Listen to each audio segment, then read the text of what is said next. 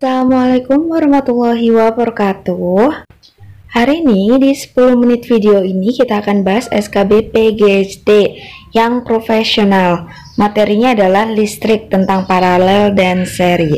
Jangan lupa dipahami dan dihafalkan rumusnya. Jadi kalau ada soal seperti ini bentuknya sudah tahu cara mengerjakannya bagaimana. Oke, langsung saja. Ini dia soalnya. Soal yang pertama, 3 buah hambatan identik. Identik itu berarti sama ya, dirangkai secara paralel. Jika nilai hambatan totalnya adalah 0,75 ohm, tentukan besarnya masing-masing hambatan. Nah, kata kuncinya di sini ada 3 buah hambatan yang identik atau sama dan dirangkai secara paralel. Kalau mau mencari hambatan total secara paralel, rumusnya adalah 1 per R total sama dengan jumlah hambatannya, berarti 1 per R1 plus 1 per R2 dan sampai 1 per R3. Nah, kita lihat berikutnya. Kita masukkan R totalnya adalah 0,75. Nah, R1, R2, R3 kita anggap sama-sama R ya, karena 3 buah hambatannya identik atau sama. Nah, berarti hitungannya 1 per 0,75 sama dengan 3 per R. Nah, gimana cari tahu R-nya itu? Ya udah, berarti kita tinggal silang aja.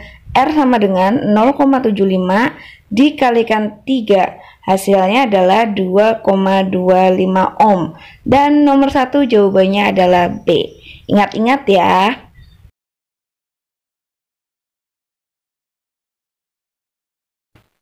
Oke, lanjut nomor 2. Diketahui besarnya R1 2 ohm, R2 3 ohm, R3 5 ohm. Nah, jika tegangan totalnya 24 volt, tentukan besarnya arus yang mengalir dalam rangkaian di bawah ini. Nah, yang kita tahu rangkaian di bawah ini adalah rangkaian seri. Kalau mau menghitung R total, rumusnya tinggal R1 tambah R2 ditambah R3. Kita cari dulu ya R totalnya berapa. Nah, udah ketemu kan, R totalnya adalah 10 ohm. Sekarang tugas kita adalah, pertanyaannya kan cari besarnya arus. Besarnya arus itu bisa disimbolkan sebagai I. Dan keterangan yang diketahui di sini adalah tegangannya 24 volt. Kita lihat segitiga ini, diingat-ingat ada VIR. VIR. Berarti untuk mencari I, gampang aja. Rumusnya adalah V per R. V-nya sudah diketahui 24 volt, R-nya tadi R totalnya juga udah ketahui yaitu 10 ohm. Ya udah, berarti besarnya arus yang mengalir dalam rangkaian adalah 24 volt dibagi dengan 10 ohm. Jawabannya adalah C, 2,4A. Mudah bukan? Pokoknya diingat-ingat ya segitiga ini yaitu VIR. VIR. Oke, soal nomor 3, kuat arus yang mengalir melalui rangkaian listrik adalah, nah informasi yang kita ketahui dari gambar tersebut adalah ada R1, R2, R3 paralel. Jadi kita cari dulu tuh R paralelnya berapa.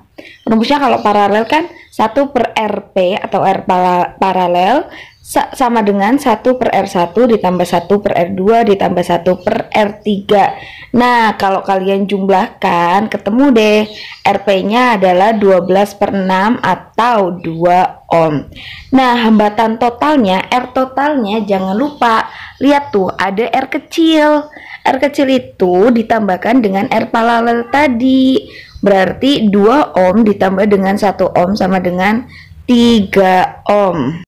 Nah, selanjutnya untuk mencari kuat arus rangkaian listrik atau I, nah kayak tadi, I sama dengan V per R total. Tinggal dimasukin aja, V-nya adalah 1,5 dan R totalnya adalah 3. Jadi, kuat arusnya adalah 1,5 per 3. Jawabannya adalah D, 0,5 ampere. Gampang kan? Yang penting ingat rumusnya aja. Oke, ke soal berikutnya. Kuat arus listrik yang mengalir pada rangkaian di samping adalah, nah rangkaian ini namanya adalah campuran. Jadi yang di atas itu adalah seri, R1-nya 8 ohm, R2-nya 4 ohm, itu adalah seri, dan di bawahnya adalah 12 ohm itu akan paralel dengan jumlah seri yang tadi. Nah, gampang. Kita hitung R totalnya dengan cara paralel, jadi 1 per R total sama dengan 1 per jumlah R serinya tadi kan 12 ya. Udah tahu kan sebenarnya? Nah, 1 per R3-nya, R3-nya adalah 12, jadi 1 per R total sama dengan 1 per 12 ditambah 1 per 12, R totalnya ketemu 6 ohm. Langkah berikutnya kita cari kuat arus listriknya, yaitu I sama dengan V per R. V-nya 36 dan tadi R totalnya adalah 6 ohm. Jawabannya adalah A, 6 ampere. Jika bagian P pada rheostat digeser ke kiri, maka nyala lampu menjadi A, makin redup karena tegangan listrik pada lampu semakin kecil, B, tetap karena sumber tegangan tidak berubah, C, semakin terang karena arus listrik yang mengalir semakin besar, atau D, makin redup karena hambatan rheostat semakin besar. Jawabannya adalah C, semakin terang karena arus listrik yang mengalir semakin besar. Loh, kenapa? Ini dia alasannya. Jadi yang namanya rheostat itu ketika digeser ke kiri maka hambatannya akan lebih kecil. Kalau digeser ke kanan maka hambatannya akan lebih besar. Nah, hambatan itu kan berbanding terbalik dengan yang namanya arus listrik. Jadi kalau rheostat itu digeser ke kiri, hambatannya semakin kecil kan? Ya udah, arus listriknya semakin besar. Jadi jawabannya adalah C. Soal berikutnya, jika sumber tegangan mempunyai beda potensial 24 volt, kuat arus pada titik cabang I adalah.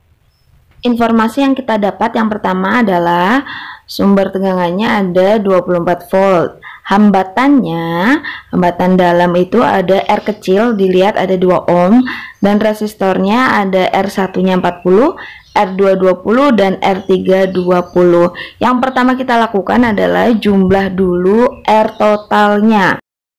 Karena ini paralel, jadi pakai rumus yang per itu ya, 1 per R total sama dengan 1 per R1 ditambah 1 per R2 dan ditambah 1 per R3. Ketemu R totalnya adalah 8 ohm. Berikutnya, kita hitung besar tegangan jepit dengan rumus V sama dengan E min I kali R. Yang sudah kita ketahui, kita masukkan ya.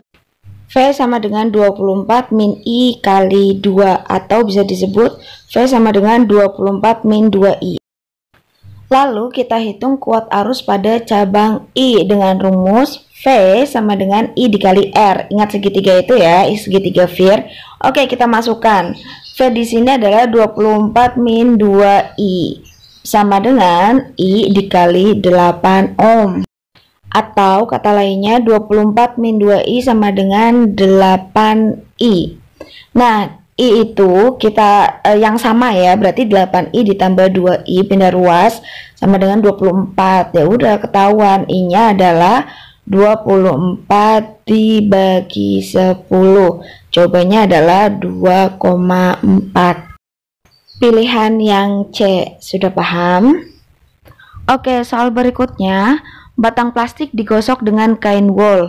Proses pemuatan yang terjadi pada peristiwa tersebut adalah sebagian A. Elektron pada kain wol pindah ke plastik, lalu plastik bermuatan negatif.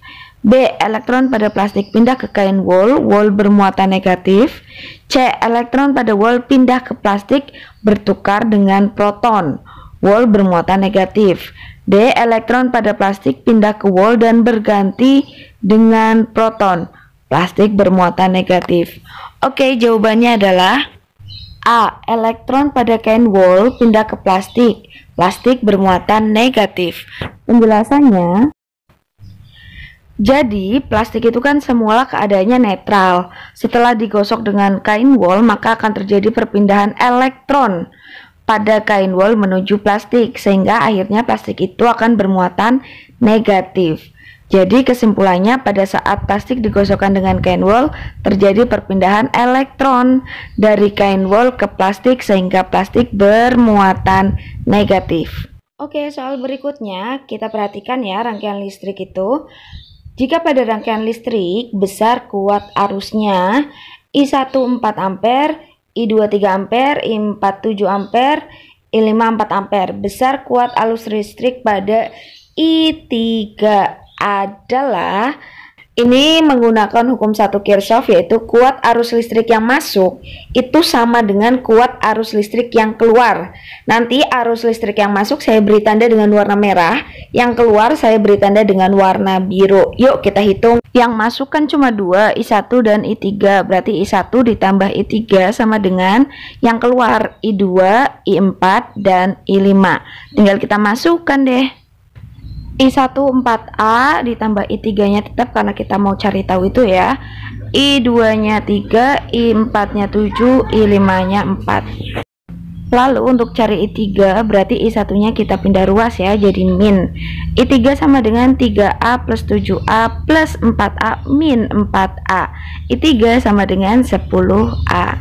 Jawabannya adalah D, 10 ampere. Paham kan? Soal terakhir, seorang siswa melakukan percobaan untuk membuktikan adanya listrik statis pada sisir plastik dan batang kaca. Sisir plastik digosokkan ke rambut dan batang kaca digosokkan ke kain sutra. Proses pemuatan listrik yang terjadi adalah, kan di sini kasusnya sisir plastik digosokkan ke rambut, jadi elektronnya itu pindah dari rambut ke sisir plastik, otomatis sisir menerima elektron kan. Nah kebalikannya, batang kaca digosokkan ke sutra, elektron itu pindah dari batang kaca ke sutra. Jadi kesimpulannya yang menerima elektron adalah sisir plastik dan sutra. Yang kehilangan elektron adalah rambut dan batang kaca. Sudah paham belum? Kalau belum paham, kalian bisa ulang-ulang lagi soalnya ya, biar sampai paham. Oke, itu dia tadi semua soal untuk materi listrik seri dan paralel. Kita ketemu di next video untuk pedagogik. Bye, wassalamualaikum warahmatullahi wabarakatuh.